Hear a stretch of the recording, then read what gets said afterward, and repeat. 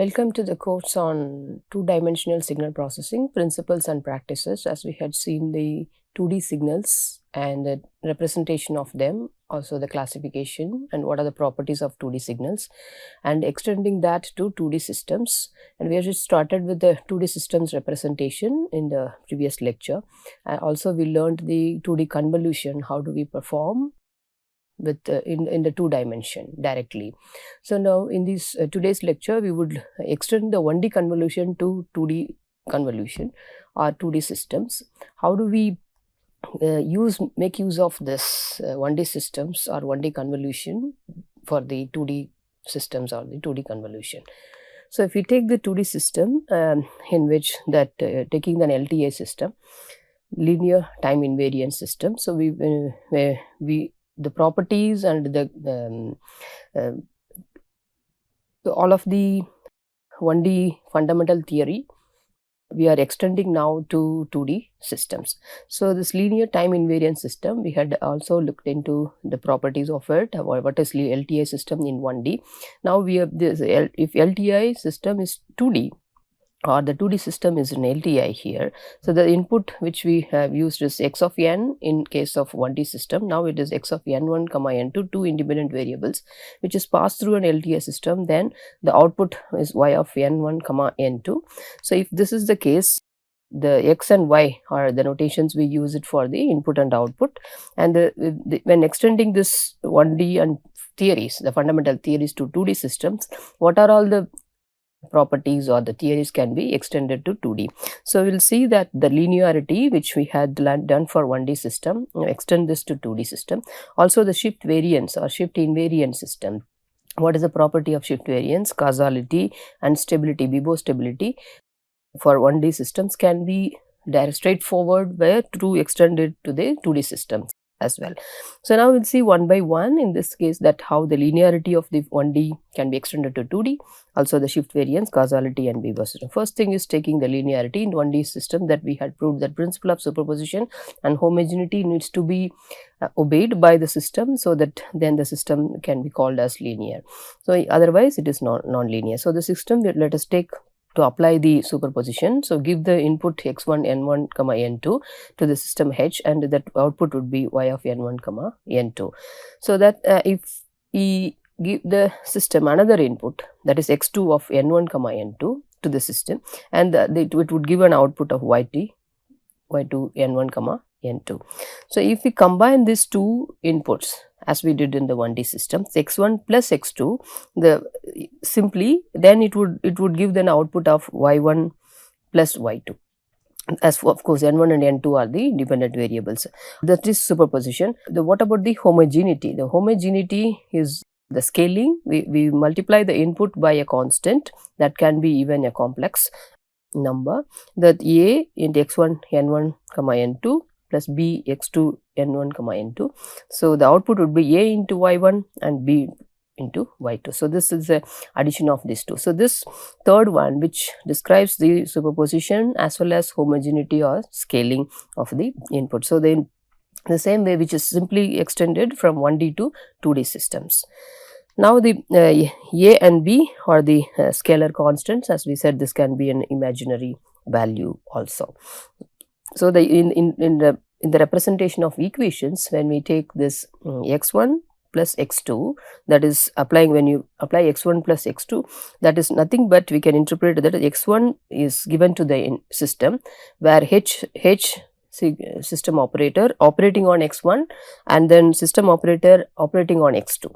So when you give the combined input, this can be interpreted as this h is acting on x1 and h is acting on x2, where the a and b are the scalar constants. So we get this y1 and y2 at the output. So this is for the linear system. So let's take the shift invariance, where we had done it for the 1D as well. In the shift variance, what we had learned, if you recall, that if an input signal is given to your system, you get y, the output, and then delay it for a while and you would get the delayed output. Instead of giving the input to the system first, we will first delay the input and then given to the system. So the output of this y of delayed output should be equivalent to the first case what we discussed when we give the input to the system first and then delay it, or delay the input first and then given to the system. So these two should be equal, or the output should be same. In that case, the shift invariant systems, these systems are. So the similar idea is extended to 2D as well, where x1 of n1 comma n2 is given to the system y of n1 comma n2, then the output is y of n1 comma n2. The input x of n1 comma n2 is delayed now, that is x was given to the h acted on x and giving y, and now x is delayed. After this y of n1 comma n2, it can be delayed, or the input itself is delayed here, x of n1 minus m1 or n2 minus m2. This is the case of input delayed and given to the system. You get y of n1 minus m1 and y of n2 minus m2. This delay is just reflected in the output. So this case must be equal to, when we give this y to a delay, and delay of m1 and m2, cases n1 n2, and that these two outputs should be same. In that case, then shift invariance property is satisfied. So system acting on input, delayed input, it would give you the delayed output. So where m1 and m2 are integers, it is valid only for the integer values. We are dealing with the discrete signals. Because of that, it is going to be the integer value.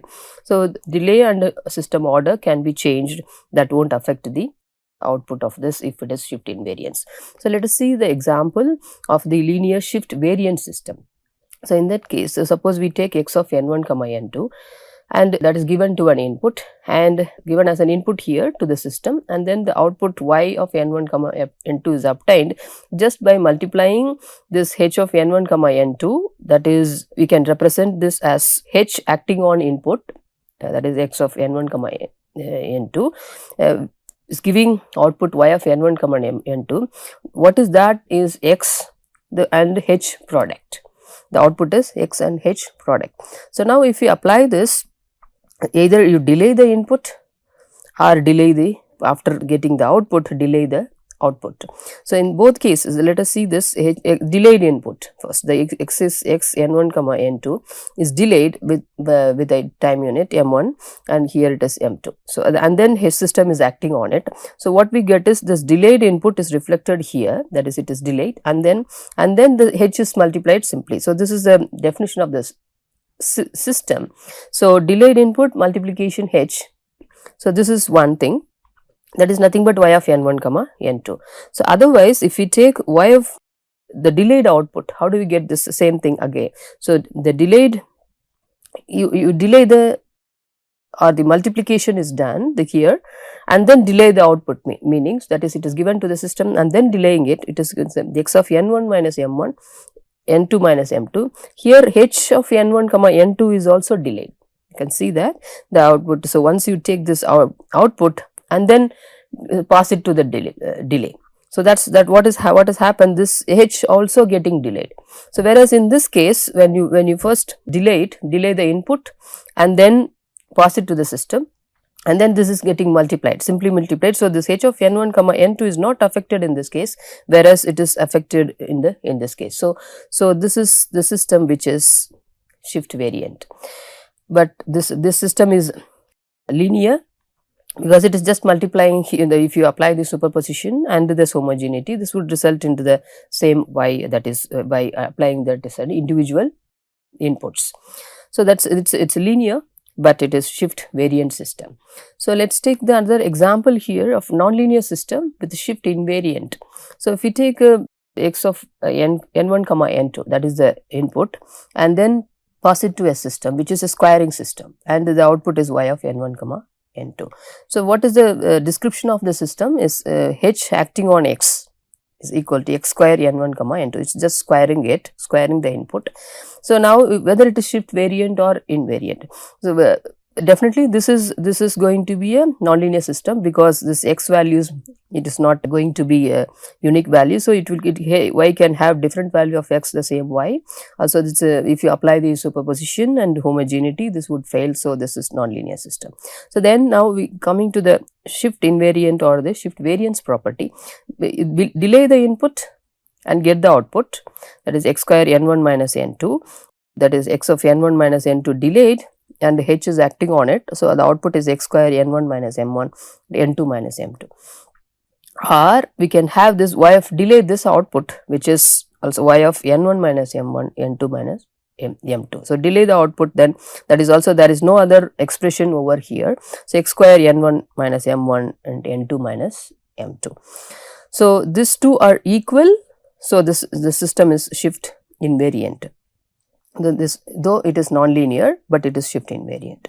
So these examples would help us to understand this 2D systems with linear or non-linear, or the shift variant or shift invariant systems. So we take representation of these 2D systems. The example we did the signal representation and then matrix representation. How do we apply this filter on these signals? So let's take a 2D signal representation, which is known to us now, that is n1 is axis and n2 axis. We keep the dots that has the amplitude of the values of the signal.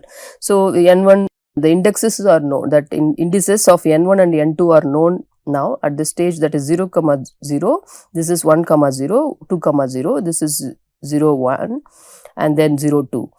This is a minus 1 is 0, minus 1 and 1, and minus 1 and 2, and so on. So here it is 0, 0. So this way the signal is represented in 2D. Now if we use this matrix notation, so how do we represent that in the matrix?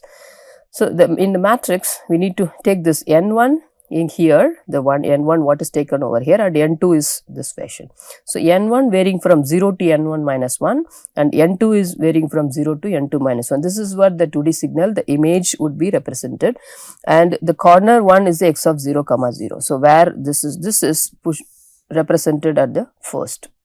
Indices 0, 0, here 1, 0, and then 2, 0 is represented in the matrix, where it x of 0, 0 at the corner, and 1, 0, 2, 0, 3, 0, this is n1 varying, and n2 varying here, this is going to be 0, 1 and 0, 2, n2 varying, that is represented in the column, that is 0, 1, 0, 0, 0, 1, 0, 2. And this is the row indices varying here 0, 0, 0, n1 and n2. So this is the above values of n1 greater than 0 and n2 greater than 0. So greater than zeros can be represented here, equal to n1 equal to 0 and greater than 0, n2 equal to 0 and greater than zeros can be represented in this fashion in the image as a matrix. Whereas if the signal itself has a value, if you look at it here, this n1 is minus 1 and n2 is varying. So what is the way in which this signal is represented in 2D is, where this is 0, 0, the value is 3, and here it is 5, that is 1, 0, and here it is 2, 0, that is 8. So if you see the 2 which is given here, and the 5 is here, this is the value which n1 equal to 0, but n2 is varying. This portion is actually getting into the matrix form as such. What about this column which is before the n1 0? n1 minus 1 is represented here, and this 2 is represented here, and this one is represented here. So this is the way in which the n1 and n2 cases are represented in a matrix form. So whatever the bold value is given in a matrix corresponding to 0, 0, and from that reference we have to take what is the way in which n1 and n2 are varied. So here taking 0, 0 from here, and the row is going this way and the column is in this way, and where n1 is separately, this n1 minus 1, 0 is in the same here row, and n1 minus 1, but the n2 is 1, and n1 minus 1 and n2 is 2 here. So this is the way in which even if you have the negative indices, it is represented in the 2D signal to do the operation and analysis. Whereas when we take an image that's definitely having the indices n1 greater than or equal to 0 and n2 greater than or equal to 0. This is a fashion in which the image, the 2D signal is represented in matrix form. So we should know that the representation, once we know the representation, and the rest of the procedure, it becomes a simple one. So the case of 2D signal, if we take the same signal x of n1 comma n2 and apply this median filter. The median filter, you can see this, the equation of this median filter is 1 by 9. Summation I is varying from -1 to +1, summation j is varying from -1 to +1, and x of n1 minus I and n2 minus j. So we superimpose that, this filter, over the signal here, that is 2D x of n1 comma n2, and see the resultant output y of n1 comma n2. So how do we keep moving that? What is the process we do it to get the filtering of this 2D signal? So apply the 3 by 3 mean filter. So the mean filter is just take the average of the values what is over in the kernel. So this is a 3 by 3 kernel. So 3 by 3 kernel, what we mean is it will have 3 values in a row and 3 values in a column.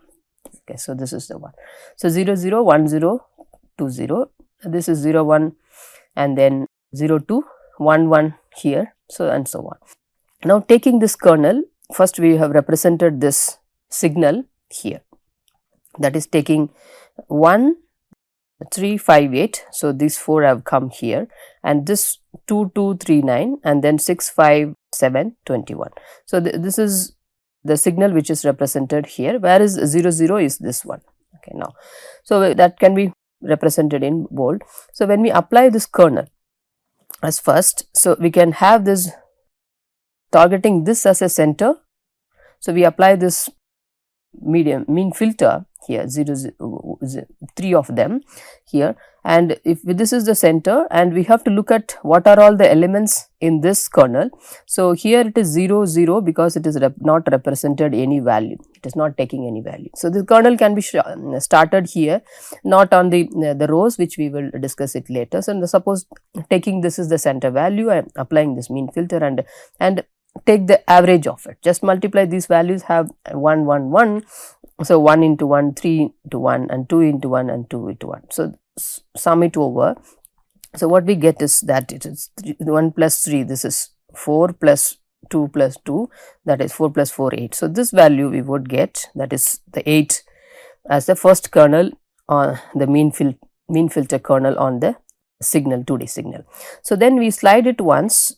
So what we do is then we slide this once, that is this portion, and then average it again, 1 plus 3 plus 5 plus 2 plus 2 plus 3, so which results in 16, this value, and then slide it once over again. So here you don't have any value, 0 0 0 0, the first row, 3 5 8 2 3 9, so that results this value, and then we have slide it once here, so which has these values as 0. If you look at it, these values are 0, 5 8 3 9 only, which would result in this value. So we are stopping here. So this is the center. So we just target this center and this center starting point, and this as a final end point. So then slide the window once in a column wise. That means taking this values, like you can have this as a center now. So this as a center, this value, and taking them 1 3 4 plus 4 8 plus 6 here, 14 plus 5, that is 19. So this would result in 19, and actually we have to take the average of each value added and each value. So the 9 is here multiplied. Okay, so the values of 1 by 9, and then make this again, slide it once. So the values are now here, and then take it, and the next one 34 is computed. Similarly slide it once, so you get this values, and then this is here, and then slide it again, that would give this value, and then the next row is obtained by sliding it once more, that is this the windows, this is 1 and then this 2, and then we have it now here. So in this case 1 2 2 2 0 0 0 0 would, adding them 4 plus 6 10 plus 5 15. So and then slide it once, which results in 25 and 47 and then 40. So we stop it over in this place. So this is where the way in which the kernel is moved on the image, okay, and get the resultant values.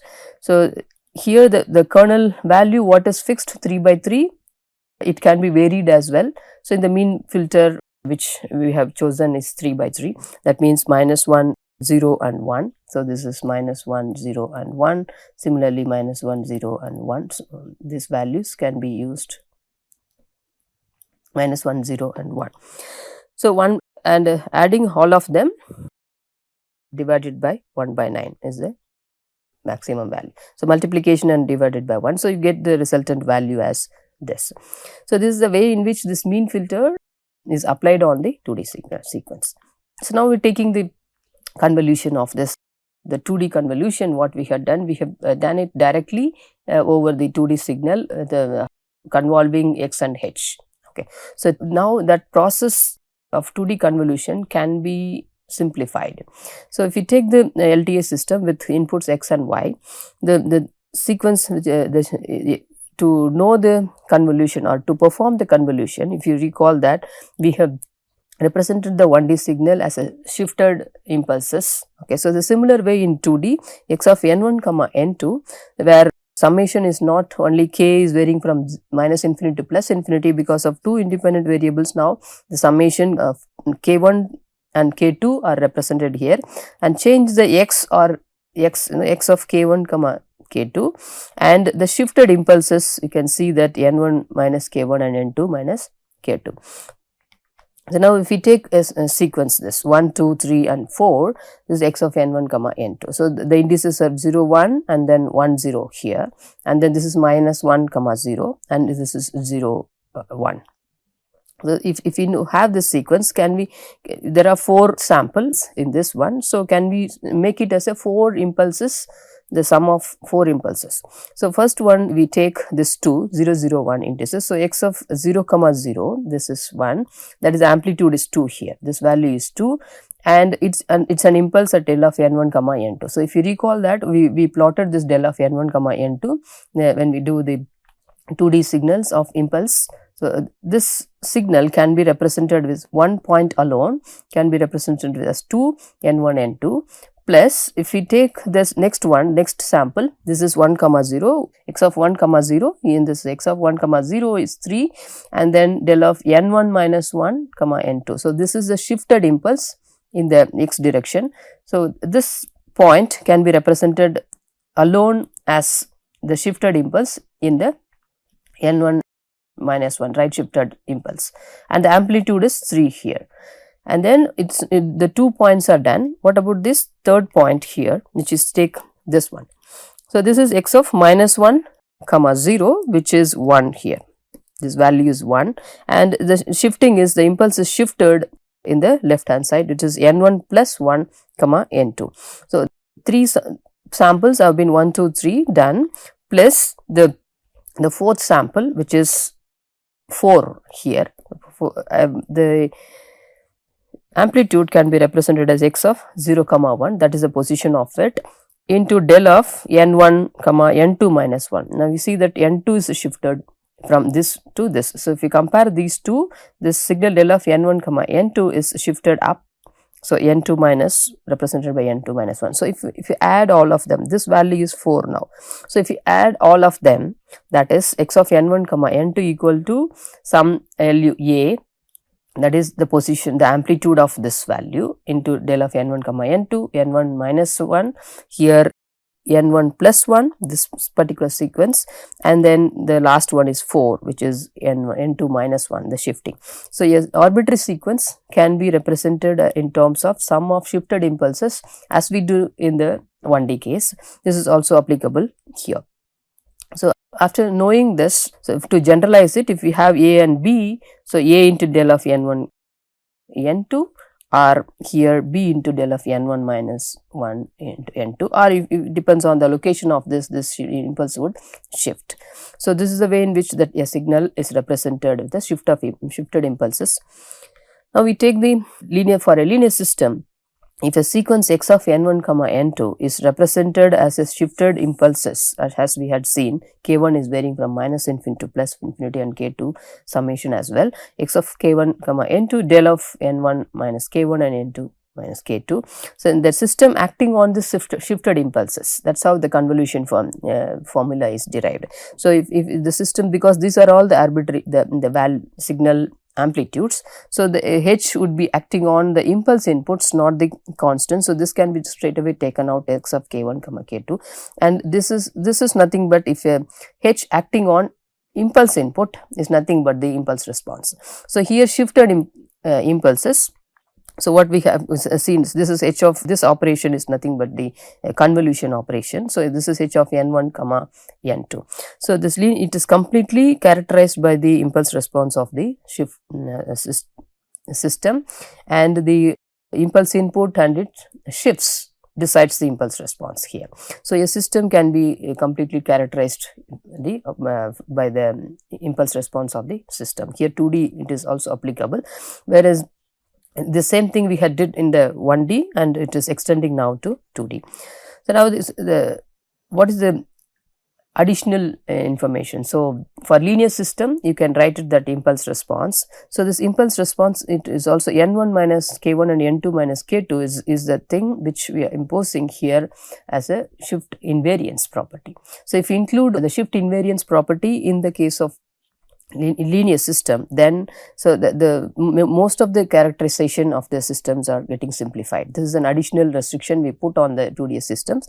So, the this would become a h of n1 minus k1 n2 minus k2, that is what we had seen. So, this summation convolution, this is the y of n1 comma n2 is x of n1 comma n2 2D convolution h of n1 n2. So, if we know the impulse response of the system, that is 2D system, this is applicable to LTI, then we could find the response of that system for any arbitrary input x of n1 comma n2. That is the usage of this convolution in the 2D convolution. So, we had seen this 2D convolution. Now, the 2D convolution can be split into our 1D convolution. That is what we would like to have it. So, it fully characterizes. So, what are the properties of this 2D convolution? So, if we have this x and y changed, that means the commutative property, the order of x and y can be changed here to y into x. So, xy will be equal to yx. So, in the convolution we have said x h or hx can be done in that fashion. So, it would result in same y.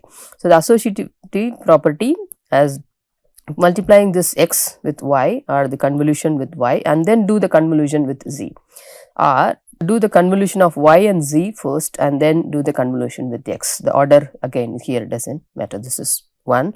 And for the distributivity, so in the parallel system of convolution, when we have two parallel systems, then y plus z add it and then convolve it with x, okay, that or x and y, x convolved with y plus x convolved with z, both are same in this case of it is distributive property. The convolution based this distributive as well. And the shifted impulse, so if you convolve the signal x to with the shifted impulse, then the input signal itself is shifted. You get the same input with the shifted effect of impulse here, x of n1 minus k1 and n2 minus k2. So, these are the properties we use for the analysis and the simplification of the 2D systems. So, now can this x and y h can be changed, or this can be here h n1 comma n2, these two can be interchanged even. So, what is the separability concept we had learnt? If can we apply this to this h? Okay, so if you apply the separability concept to h, can we use the 1D convolution to 2D? So, that is what is the separability concept for the 2D impulse response says that h of n1 comma n2 is equal to product of h of n1 into h of n2. So, this we had seen for signals, that is the dimension, different dimension of the signals. So, suppose x of n1 comma n2 can be written in terms of x of n1 into x of n2. So, that means it is separable. The same is applicable to impulse response as well. So, if an impulse response is separable, h of n1 into h of n2. So, the product, if it is separable, then the the system is separable system. That means what the impulse response is separable. When the 2D system is called separable, it's when its impulse response is separable. So if you take this property and apply it to the, that is h of n1 comma n2 is h of n1 into h of n2. So now for this convolution, that what we had taken x of 2D convolution equation and apply this separability on the 2D convolution equation. So y of n1 comma n2, it's equal to k1 is varying from minus infinity to plus infinity, x of k1 k2 and h of n1 minus k1 and n2 minus k2. So now if this is separable, how do we write it here? So this can be written like h1 n1 minus k1, h2 n2 minus k2. So if impulse response is separable, then we can write them as product of two sequences. What is that here? So we have h of n1 comma k1, take this, where put that k2, this one, and the whole thing here, x of k1 comma k2 and h2 n2 minus k2. So this is same thing can be done for the other way also, taking this h2 n2 minus k2 and this summation k1 equal to minus infinity to plus infinity x of k1 k2 h1 n1 minus k1. So that is both the ways it can be written. So now keeping this k1 minus infinity to plus infinity, h of n1 minus k1 here, that is depending on k1 alone, and then k2 varies. So k1 is not varying in this case, only in this summation. So if that is the case, so what would be we can take that as k1 is fixed minus n2. So this particular equation is now reduced, taken as the summation as f k1 minus n2. So k minus k, that is varying from minus infinity to plus infinity k1, this h of h1 n1 k1 into the whole summation, the second summation is reduced to f of k1 minus n2. So this is the one which we had taken from here. So if this is the case, so for fixed k1, this is x of k1 comma n2 convolving with h2 n2. For fixed n2, it will be, the output is y of n1 comma n2 f of k1 comma n2 into h1 of n. So here we use this k1 comma n2. So how do we perform this convolution? Let us see that. First is x of k1 comma k2. The sequence is now convolved with h2 n2 as a first step, that is performing it this part x and h2 convolution and get f k1 minus n2. So once we get this k1 minus n2 and then convolve with the other sequence h1 of n1 and get the y of n1 comma n2. So this we would see through the example, and if you see the performing them with 1D convolution. So x of n1 comma n2 is n cross n matrix, or the 2D sequence region of support is n cross n. Then h of n1 n2 is m cross n, the m cross m.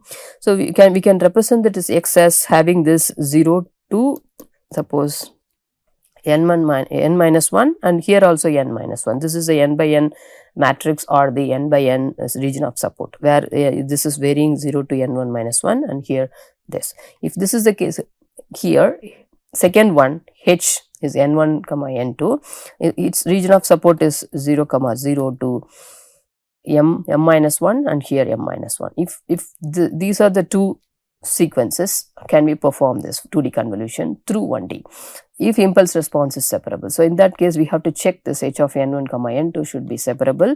So if it is separable, then we can write this h of n1 comma n2 as h1 of n1, and here is h2 of n2.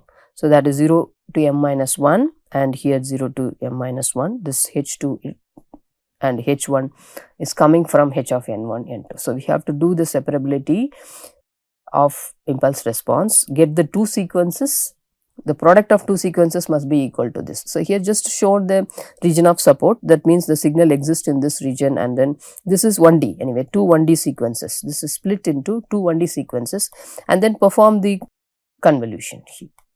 So let's take the generalized way of doing the convolution, one method, and the similar is applicable to the other way also. We would discuss that.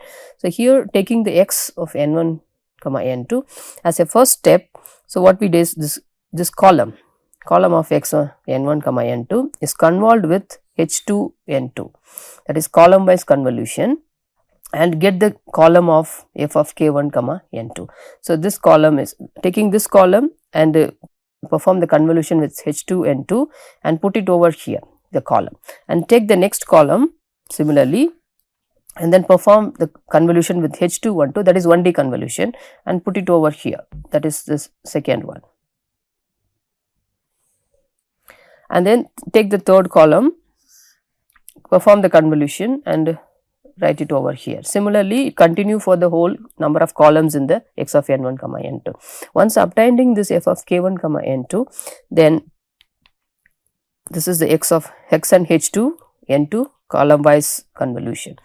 After this is a 1D convolution, then we take this f of k1 comma n2, what the resultant output of the first step, and take to the step 2 and take the rows of it and then convolve with h1 n1, that means getting the row of the first here, the first row, that is the output of the y of n1 comma n2, that is the resultant convolution of the two sequences x and h, this is y. So, the first row you would get, and then take the second row, convolve with h1 n1 and we get the second row here. And then take the third row which is shown on 3, and it may be, if it is a full row, the value that has 4, convert h1 n1 and then get the value here. And similarly move on to the rows, number of rows in this signal, convolve with h1 n1, you can, and then perform the convolution, get the y of n1 comma n2. So, the first is, these are the output of y of n1 comma n2. So, for every n2 this needs to be performed, the convolution of 1D here. So, first we took the case of x of n1 and n2 columns and perform the column wise convolution with h2, that is h2 of n2, and then the resultant signal what we got f of k1 comma n2, and take the rows of each row of that sequence f of k1 comma n2, perform the row wise convolution with h1 n1, the index should be noted. The first case is what, h2 n2 and this is h1 n1. So, the h1 and h2 can be, the index may be different, but here n1 and n2 needs to be noted down, whether it is we are performing the convolution with that row or the column. So, with the first one, the column with n2 and then the row with that n1 here. So, you get the resultant y of n1 comma n2. So, the order of this can be reversed as well. So, right now we will stick to that, taking the column, performing the with n2 only convolution, that is column wise, and then the resultant would be performed, later we perform the row wise convolution. So, this output is y of n1 comma n2. This is how the 2D convolution is split into two 1D convolutions. So, this would be easier way to just perform the 2D convolution if this method is applicable only when the impulse response is separable. So, the separable system, we can convolve it, we can get this h of n1 comma n2 as h1 n1 and h2 n2. So, perform the column wise convolution and then the resultant would be perform the row wise convolution here, f of k1 n2 h1 n, so y of n1 comma n2. So, you get the y of n1 comma n2. This is the steps involved for the separable system. This is applicable only to the separable system wherein the impulse response is separable. So, in this lecture we had seen the 2D signal representation and its matrix representation. How do we apply a kernel on the 2D signal, and we should be careful with about the indices which we use in the signal and the kernel. The mean filter or the median filter also can be used in the same fashion. So, the application of kernels on the 2D signals, and then how do we perform the 2D convolution through 1D convolution. So, I have explained the process. We will take an example in the next lecture and perform the convolution of first column wise and the row wise convolution. We have also learned the linearity property and the shift invariance property, linear system shift variant, nonlinear system shift invariance property, how do we apply for a particular system. So, we will take few more examples of this shift invariant, linearity, and then stability as well as causality and 2D convolution through 1D in the next lecture. Thank you.